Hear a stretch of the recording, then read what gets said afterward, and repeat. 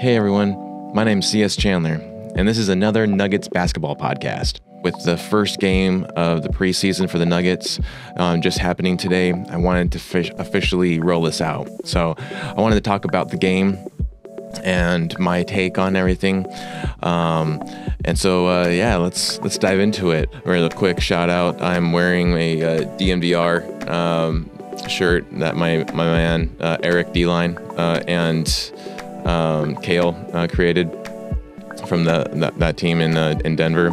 Also, I'm using a RøDE PodMic, that USB PodMic actually. This is a USB. It has a USB-C port in it, which is nice for on-the-go stuff. So shout out to RøDE for that. There seemed to be more nerves than normal, and I think it was because of the stage of Abu Dhabi. They were wanting to show off or seem cool to the crowd there, or they just didn't care. But I definitely felt it a little bit off compared to home or games in the U.S. And then plus the fact that they had some kind of, I don't know if there was some kind of pressure because it was the previous champion versus the more recent champion. And then the fact that everyone wanted that to be the finals and it didn't really happen. So there could be something like that to play with it, but there was definitely a lot of nerves. I saw nerves from just about everyone from both sides, Celtics and the Nuggets. The only player I will give credit that I did not see any nerves at all was Peyton Pritchard, and damn him. Celtics, you guys got a great player. He's very frustrating if he's not on your team, especially because he always hits those long threes, and that's actually one of the things I'm going to talk about later on is just the threes that were made. First, I would like to focus on Jamal.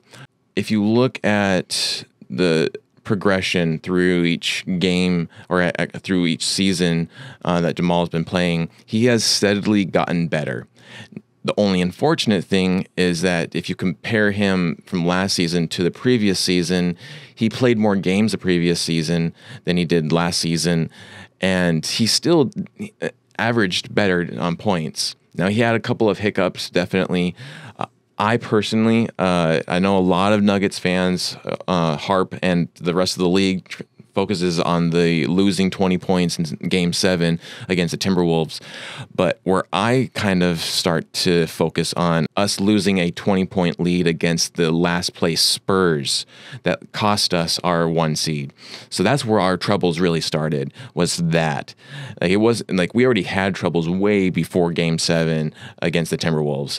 And so when everyone focuses on that, like, no, that's not where it started. It started with the Spurs. The Spurs game, especially letting Wemby go 17 points in 5 minutes or whatever.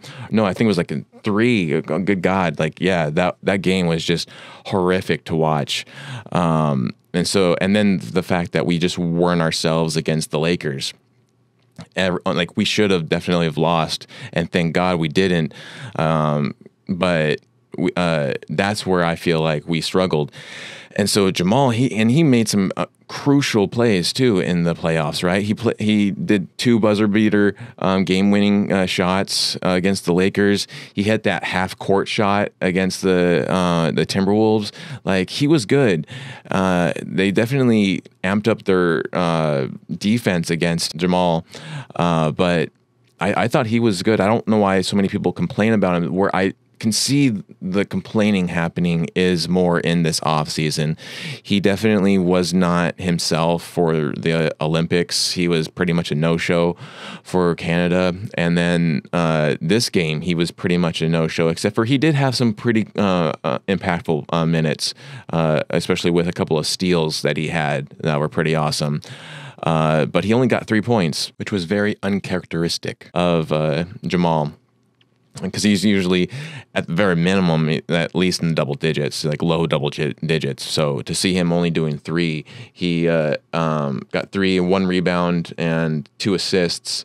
He got 2 steals. Yeah. So very uncharacteristic of Jamal. And it kind of felt like he just is kind of fed up with all the talk about him, and maybe that might have been playing in his head. I don't know. And maybe he could be holding back an injury that we don't really know about. And he keeps on saying that he's healthy and he's good to go, but he's not really performing at the level that he was last year. So now AG, it is a complicated aspect, right? Because AG lost his brother, and that kind of mental state just kind of affects you, no matter how long ago it was. Speaking of experience, I lost my sister 23 years ago now, and it still hangs with me now and then. And so to be coming off just a couple months after that, like I can definitely tell he wants to perform and play for him, for his brother, like as an homage to his brother and everything. And he even changed the number, right, from 50 to 32. But his mind didn't seem like it was really in it. And so I'm going to give him some leeway because of that. But at the same time, like, I would just like to see him kind of rein it in a little bit and not just take some plays of like Leroy Jenkins, just throwing it. And there was a couple of threes that he just kind of lobbed, and I was like, what are you doing? Because he's really the best position for Aaron Gordon is in that dunker spot, in living in the paint, right? And we've been seeing him slowly build his toolkit to cater for the threes and for the long twos.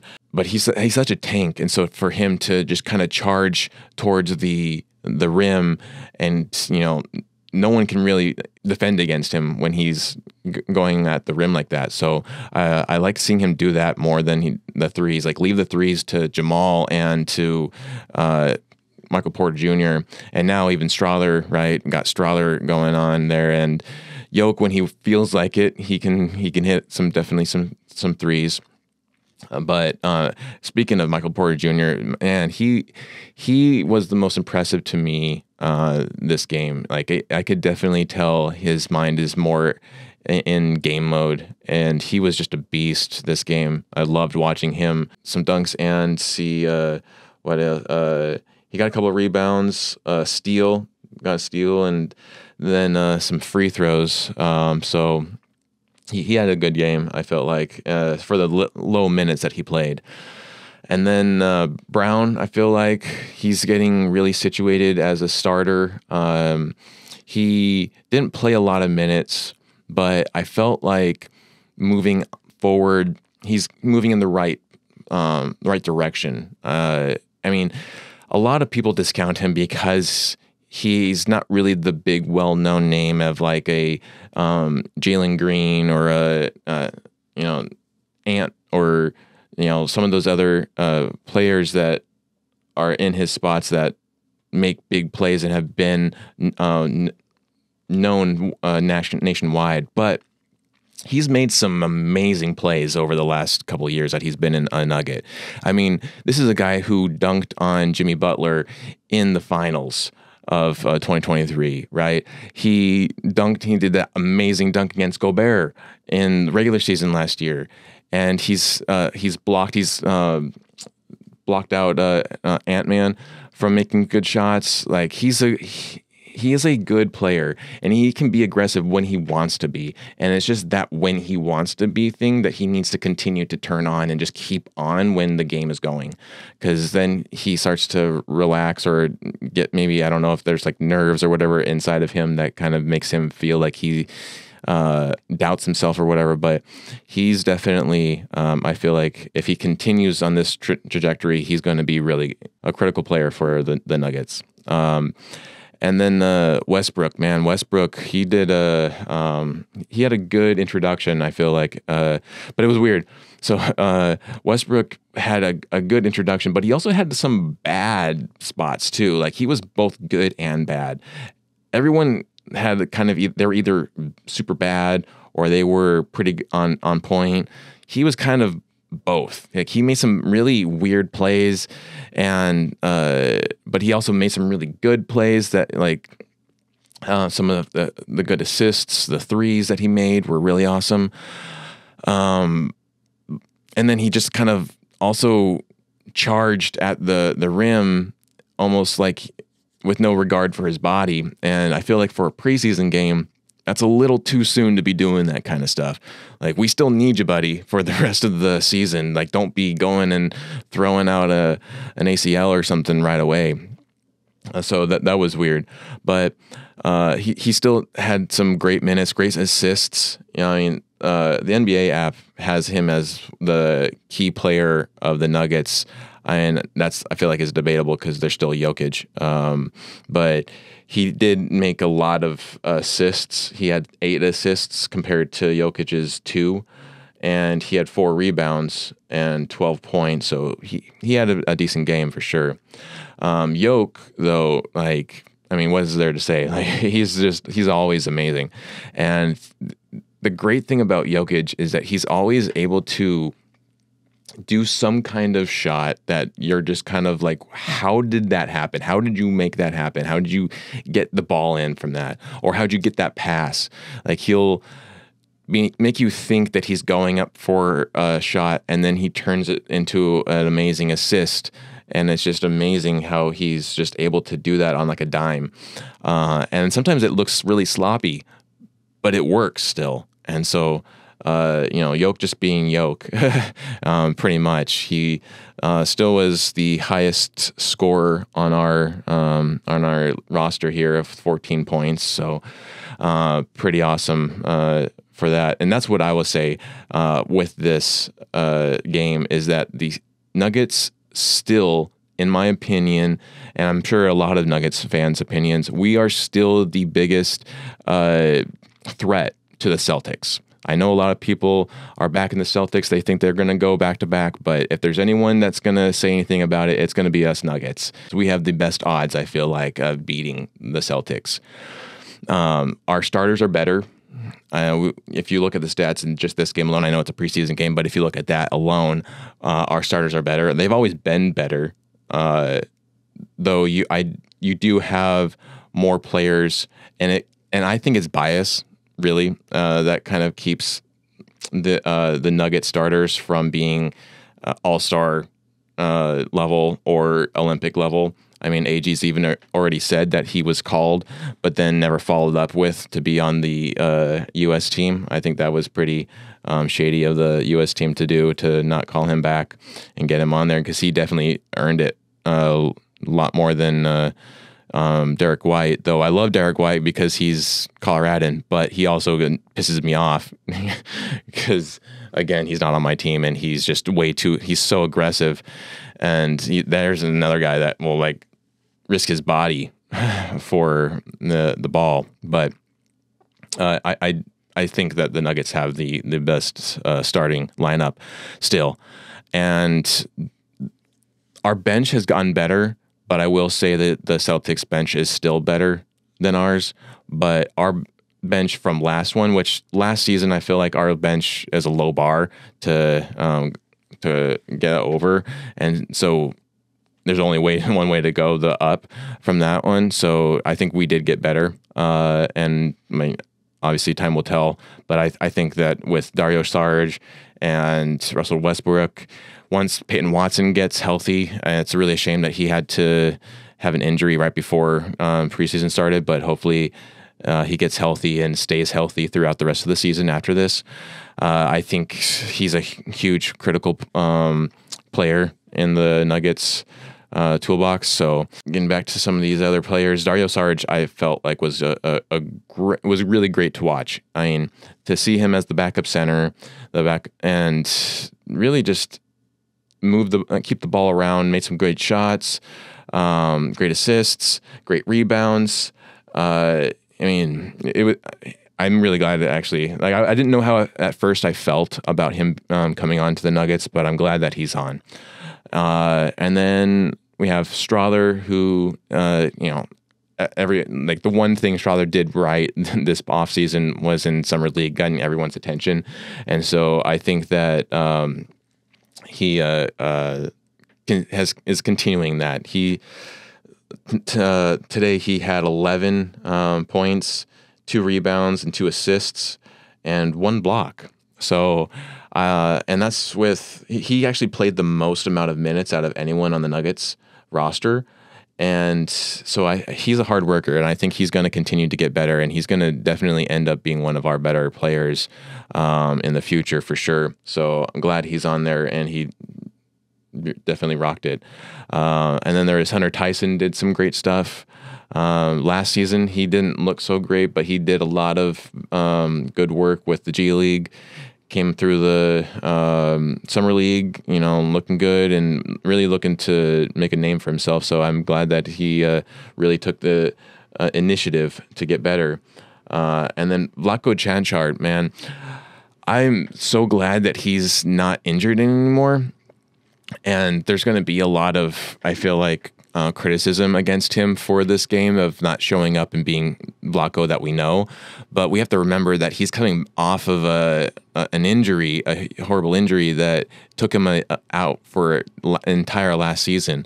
And so he's going to need some kind of warm up into it, grease the hinges and everything, and a little oil can on him, get him going again so that he can get back to the way he was. So I don't really give him too much flack for that. He still did a decent job. He at least showed some effort in there. DJ, so glad that he's looking better. He definitely looks a lot better than he did last year. I mean, he had that amazing game against the Clippers last year, but I think that like everyone is saying that he's in the best shape of his life, and I definitely can see that.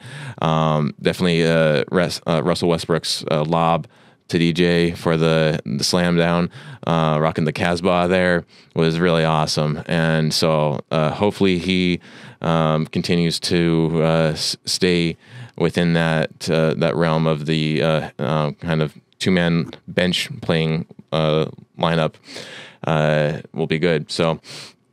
And then another big issue that I was seeing in watching this game was the free throws. Free throws have plagued the Nuggets for I don't know how long. It's like our one kryptonite, free throws. And even though we can get to the line, we don't get to the line as much as we should. But even getting to the line, we still don't really know how to make shots. Like free throws are the easiest of making shots, other than, if you're making a shot up close to the basket with no one there. But like you should be able to make your free throws, especially professional players. And so like we need to amp up our ability to make those, because especially if we everyone in the league does much better than we do, and they all go to the free throw line. I mean, if you look at OKC, SGA is going to the line all the time, and he's making just about every single free throw. Same thing with Joel Embiid, man. Like he goes all the time, and he's making them. I mean, Timberwolves, when they go, they make them. And so we can't be the only team that's not making free throws. It's just ridiculous. And then the same thing with threes. So weird thing about threes in this game was that we actually had a better percentage than the Celtics, but that's only because we made 12 for 32 attempts, whereas they made 20 for 61 attempts. So they attempted more free throw or 3-pointers than we did, but they also made more than we did. And I think a lot of that was Peyton Pritchard, but there still is something to say about the Nuggets not doing 3-pointers. And because of Steph Curry, who has changed the league entirely for making 3-pointers, now everyone needs to make 3-pointers. Every team is looking for 3-pointers. Like we need to have more of that in our lineup, and especially if we're going against Minnesota again or OKC. Like these are teams that thrive in the 3-point area.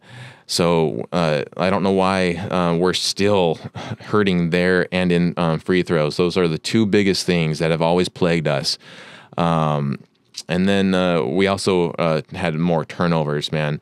That was just kind of upsetting to watch. It's always upsetting to watch turnovers. And lately we just have not been taking care of it. That was probably one of the biggest things in the playoffs against the Timberwolves was the high turnover rate. But then we did tie in assists.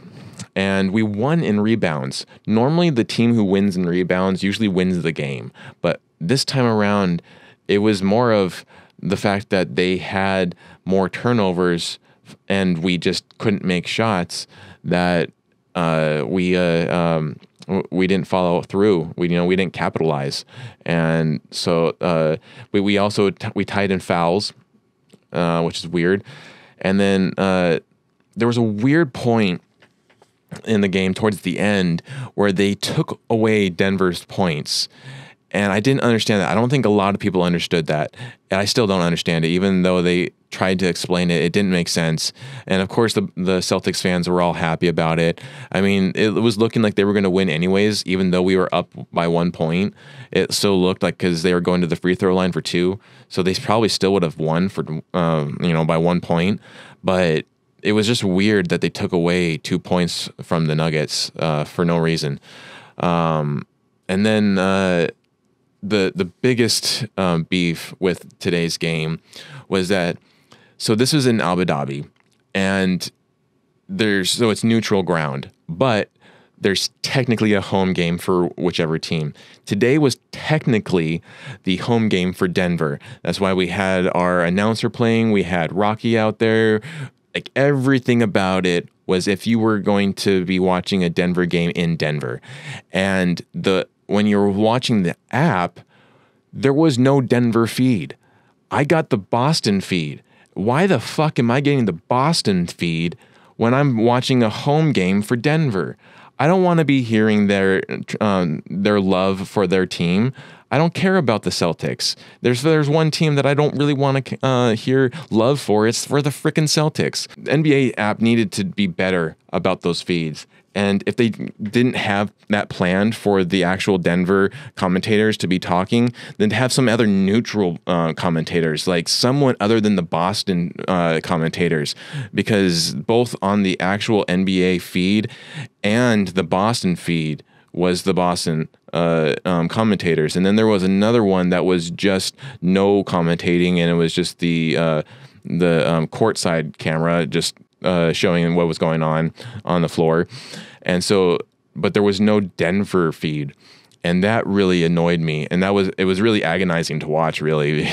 Like I was just trying to block out all of the noise from the commentators in Boston because it was getting annoying. Just the one good thing that they were able to talk about was Jokic. And I don't think that anyone can deny Jokic his greatness right now. So they have to talk good about him. But other than that, like it was just very frustrating not to be hearing the Denver feed. So other than that, like my biggest takeaways is the fact that it was a preseason game. And what I've noticed in so far from lots of different, sports, football, hockey, baseball, basketball, is that the teams that do the best in preseason usually are some of the worst teams during regular season because they are going all out and they aren't taking time to find the kinks in their chainmail. So I think Denver found out some good kinks. They didn't give enough minutes, I feel like, to their starters than they should have. Celtics definitely played their starting lineup a little bit longer than we did.